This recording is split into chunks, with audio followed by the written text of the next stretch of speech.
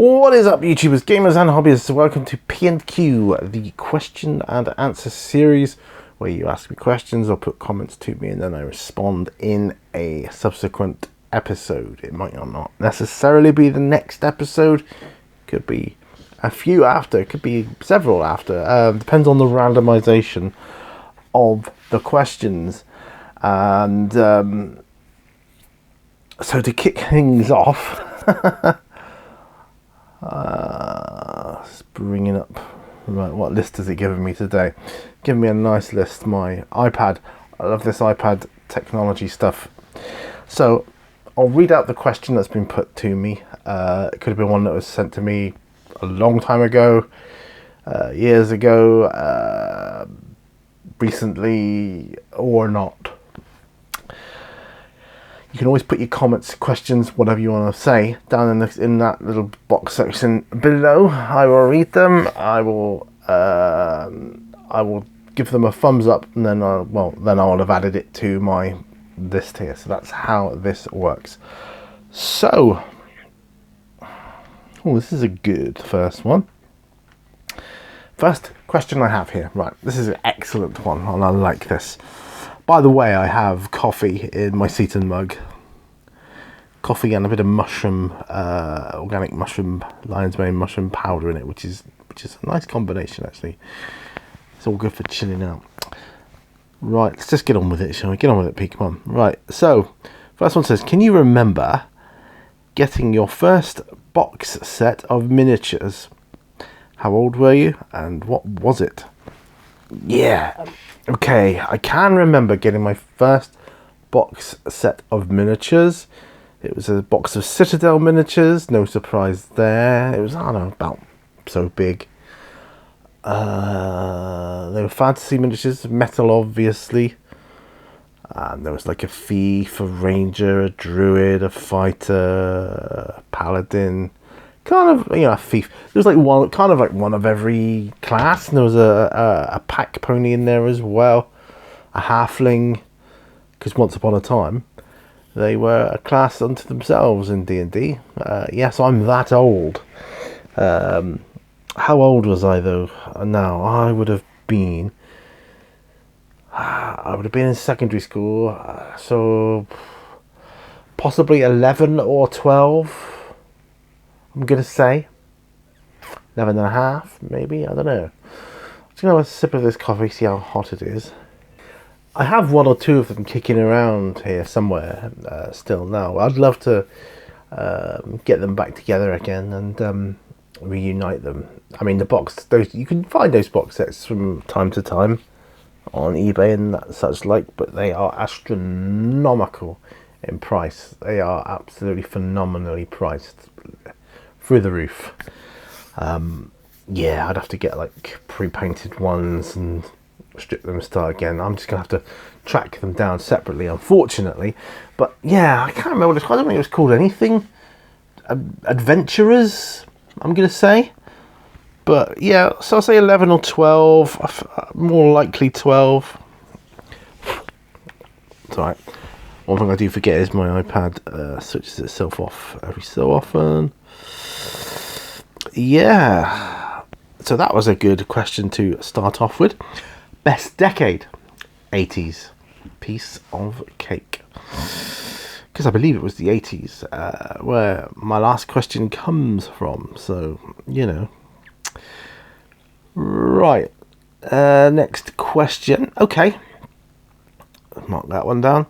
I have to mark them down and it won't spit them out at me again then, see. After your years of collecting solo gaming and solo RPG books and tools, do you have a favourite setting or system for solo gaming that you've used so far? I really like 5 Parsecs from Home so far, and I think I'm going to try and get the fantasy version of the game. Now, what's that called again? I've got 5 Parsecs from Home. I don't have the fantasy version. I think it's called 5 Leagues from the Borderlands, if I'm right. I think that's what it is. Right, okay, so let's look at your question. Do I have a favourite setting?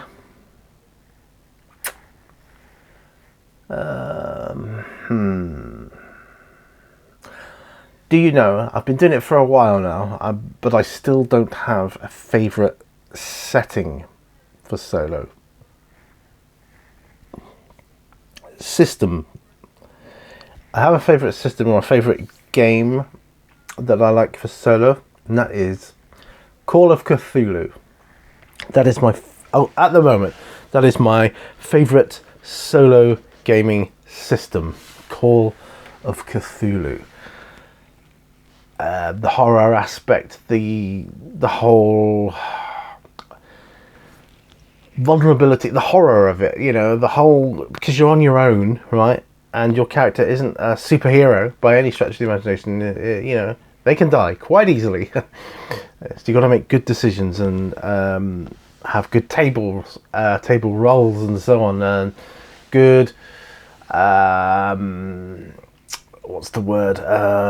Predictive tables and results for your tools. But you know, yeah. Yeah, oh yeah, and yeah, so I think 5 Leagues from the Borderlands is the fantasy version of 5 Parsecs. 5 Parsecs is great, absolutely great.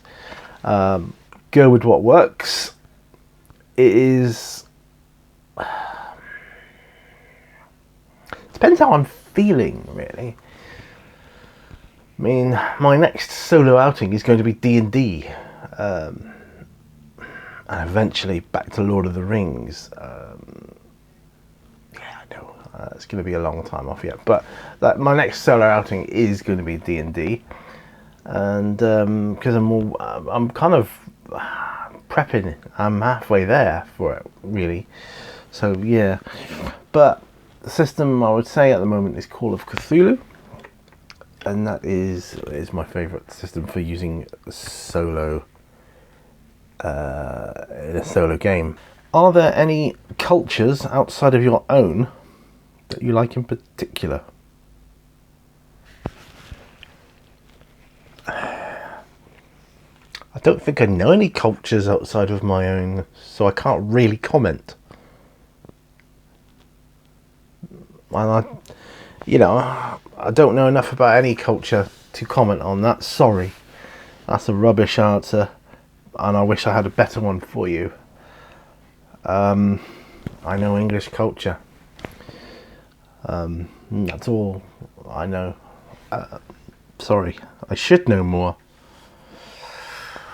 Let's go on to the next question. Have you ever seen a scarecrow in real life? Well, I live in the country, so yes, of course I have. Most days. There's loads of them around here. There's loads of farms around here, and you can walk through fields and you can come across them quite readily.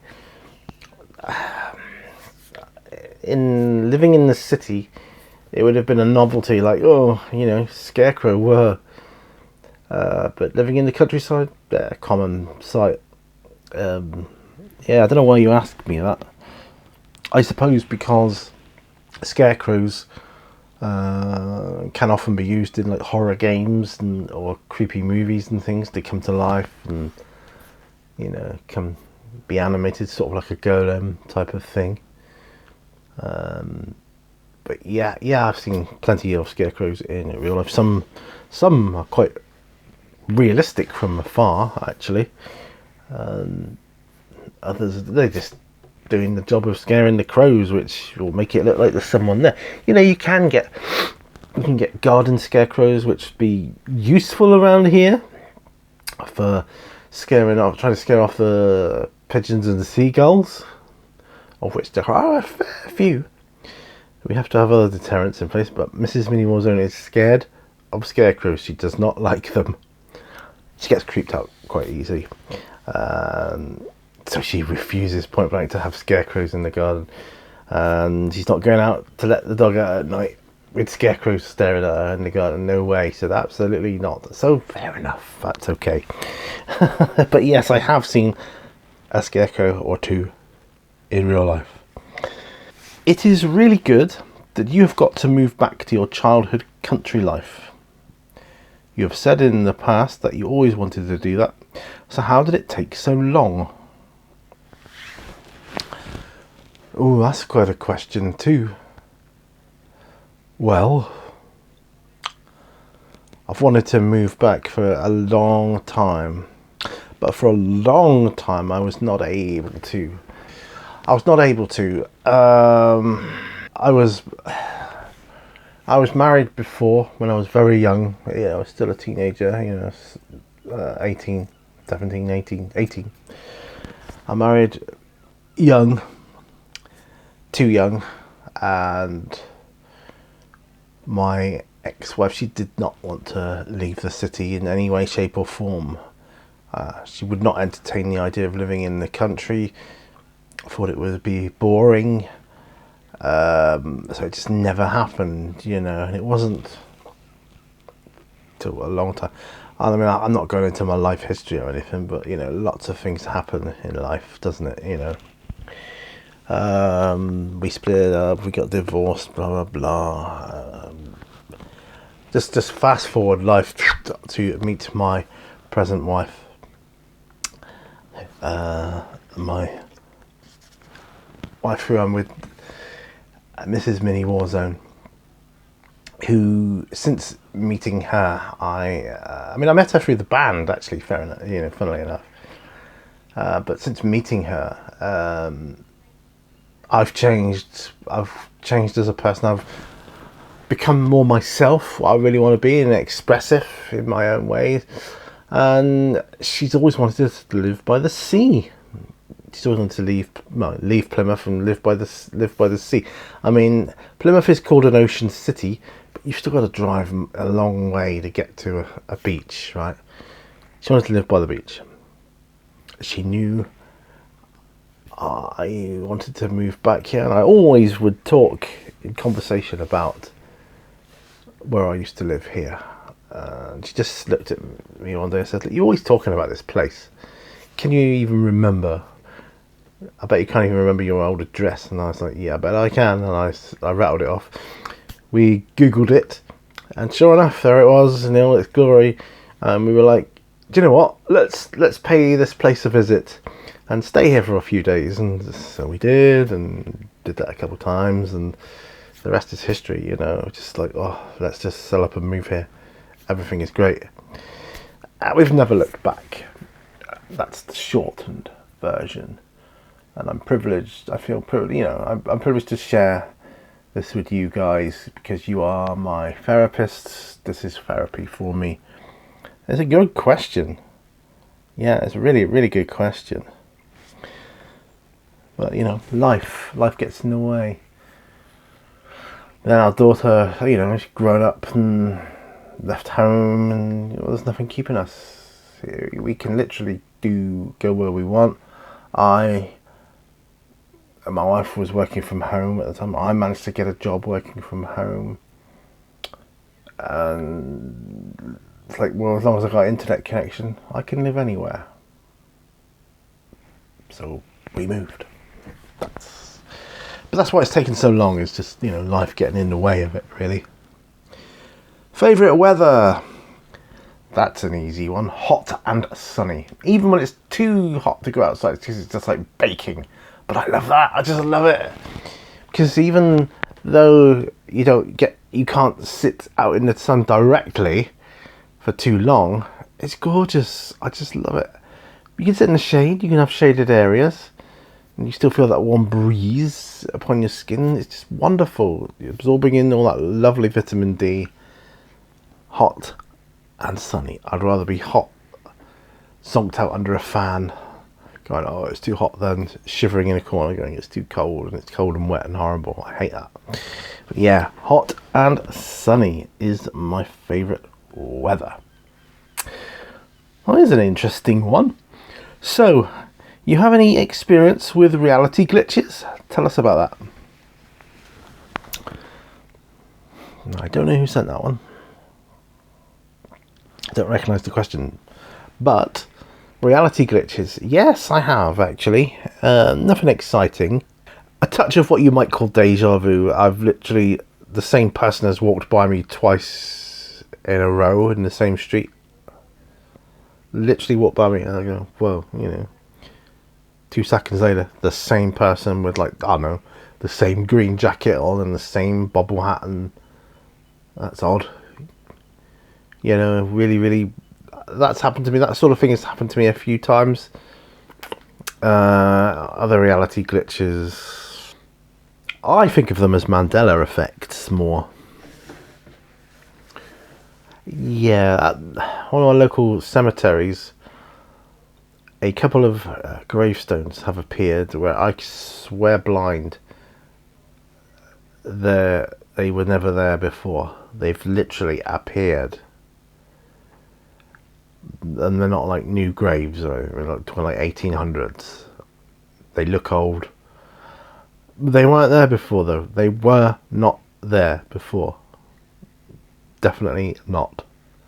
It's so, like I say, nothing too fancy or exciting, but yeah, it happens, and I have experienced it. And that's my story. Do you prefer to hobby later at night or earlier in the morning? Well, I prefer to paint during the day. Midday is my favourite time to paint, or build actually. But I actually enjoy being on my own later in the evening. So I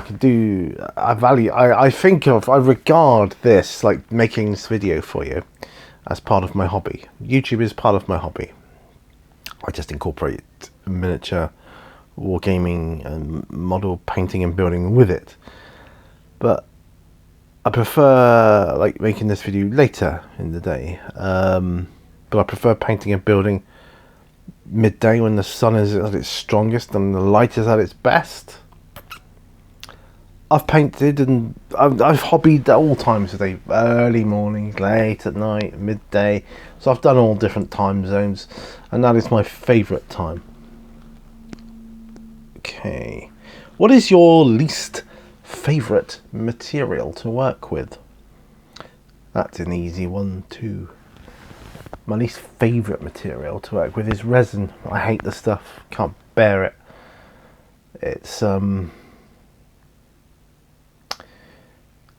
It's very flimsy. The dust when you're sanding it down always catches the back of your throat if you're not careful, if you're not, using PPE. My least favourite material to work with is resin, because it's flimsy, it's brittle.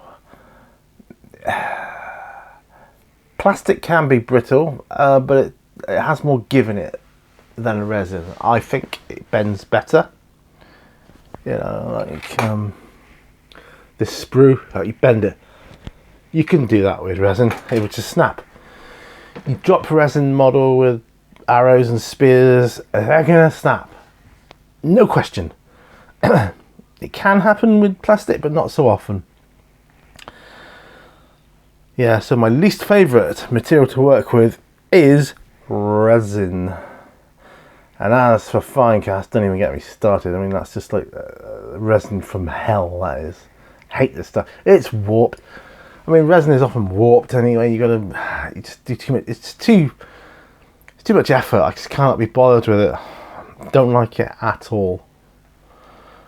And plastic and pewter are my two favourites. And I like them both in equal measure. Right, do you swim in the sea at all? Absolutely, yes I do. Last time was just a few days ago. I didn't do it yesterday because I was getting over the day before when I was in swimming. But yeah, I love it. And here it's gorgeous because it's a pebble beach, right? Which means it filters the water better, which means it's clearer. Yeah, it's clear. There are occasions when a storm will kick up some sand from underneath, from further out, and it'll bring it in and that clouds it a bit, but for the most part it's crystal clear. You can see your feet, you can see the bottom. It's just gorgeous. Nice high salt content too, it's easy to float. Yeah, I do swim in the sea. Not in rough currents though, hasten to add. Do you believe in UFOs? Of course I do. A dumb question that is. Of course. Living by the seaside, when would you say is the best time of day to go in? That's a good question. I would say the best time of day in the summer would be between 5 and 8 o'clock. That would be my best time. Or early in the morning, between 7 and 8. Yeah, between 7 and 8 in the morning, or between 5 and 8 in the evening in the summertime. And of course, I don't swim in the winter time. I'm not one of those people that like to swim every day. And I always wear a wetsuit and a rash vest and all the rest of it, and that's purely because I have epilepsy now. I don't want to risk another seizure. So, I mean, sudden changes in temperature can trigger that. So, that's why I wear those protective clothing. What else have we got here? Ooh, I like this question. What would you say is scarier in a game? A creepy castle, a creepy forest, or a derelict ship in space? Now that is a fantastic question.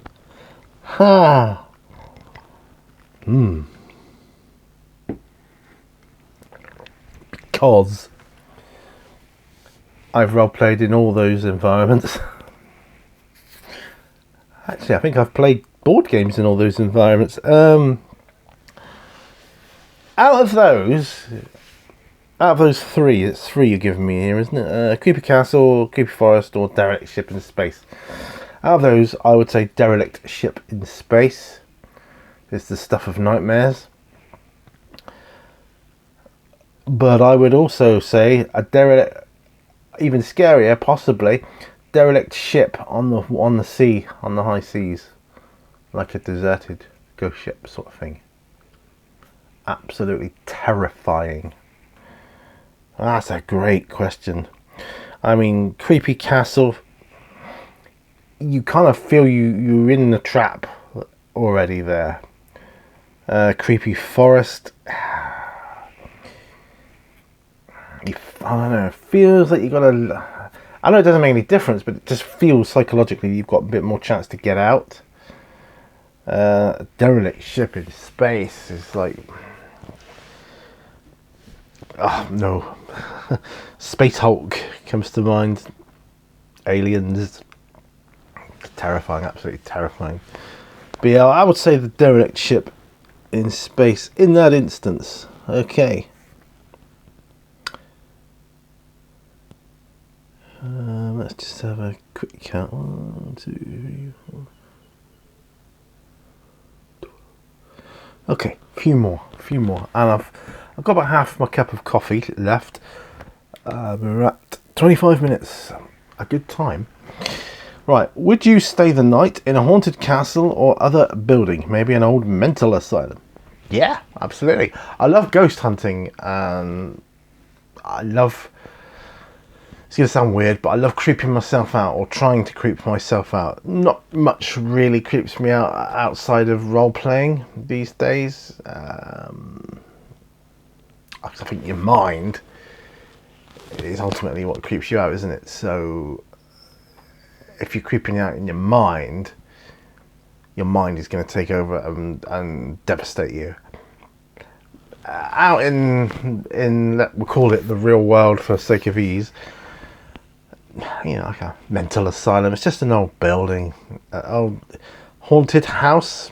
It's just a building. Ruined castle. It's just a building. And I don't. Yeah, I would do it. I love exploring places. I did when I was younger.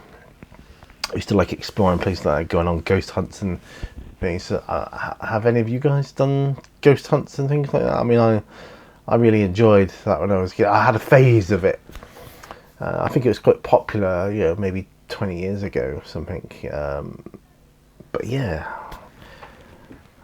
I absolutely would.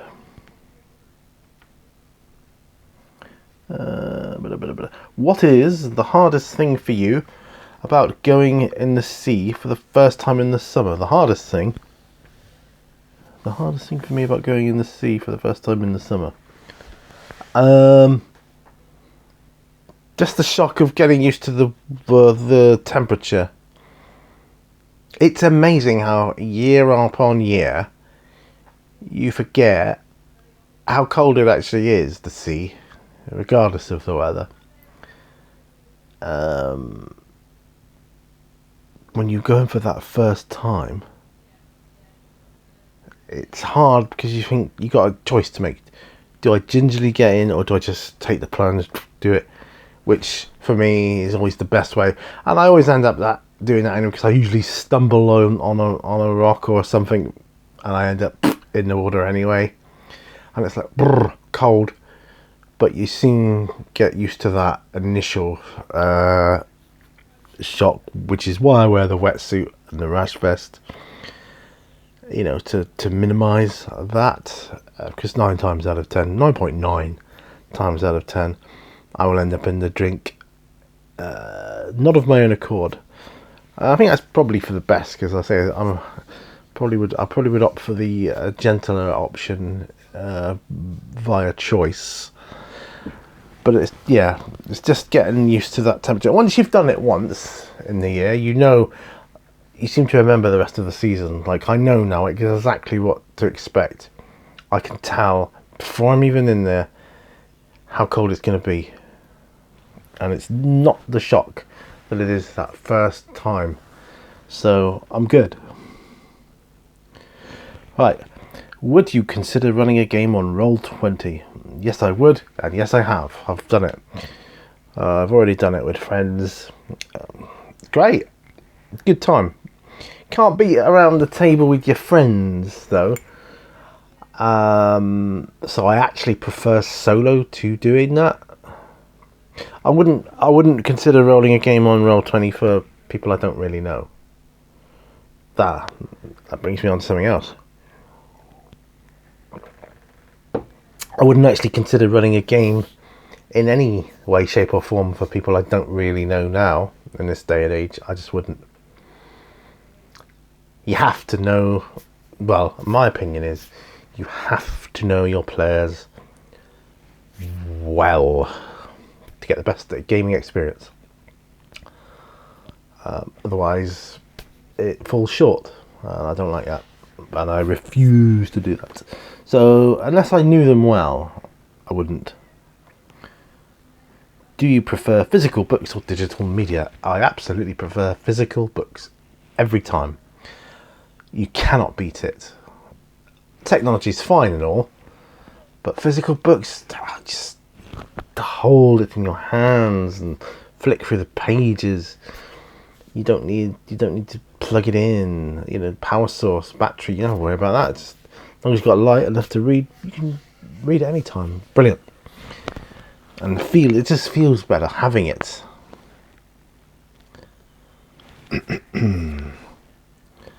Shall I leave it there? We're at 30 minutes, you know.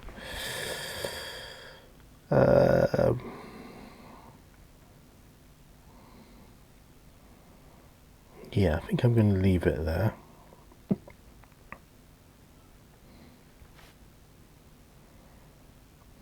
Yeah, I'm going to leave it there. So thanks ever so much for joining me on this Q&A video called P&Q, if you're new to the series.